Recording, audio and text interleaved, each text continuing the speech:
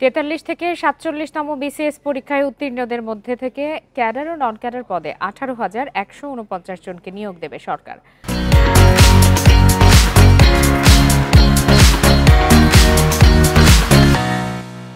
দুপুরে সচিবালয়ে সংবাদ সম্মেলনে একথা জানিয়েছেন জনপ্রশাসন মন্ত্রণালয়ের সচিব মোখলেছুর রহমান। বলেন, হাইকোর্টের রায় অনুযায়ী কোটা সংস্কার করে বাস্তবায়নের যে সিদ্ধান্ত হয়েছিল তা নতুন চাকরির ক্ষেত্রে কার্যকর হবে। দ্রুত সময়ের মধ্যে ৪৭ বিসিএস এর নিয়োগের সার্কুলার দেওয়া হবে বলে আশা প্রকাশ করেন তিনি। এছাড়া জেলা প্রশাসক নিয়োগের জন্য আবারও বাছাই তালিকা করা হবে। প্রশাসন আগের চেয়ে গতিশীল উল্লেখ করে সচিব বলেন, বঞ্চিত ১,৫০০ কর্মকর্তাকে আর্থিক সুবিধা দেওয়ার প্রক্রিয়া চলছে। এছাড়া অতিরিক্ত সচিবদের গ্রেড 1 দেওয়া হবে বলেও জানান তিনি।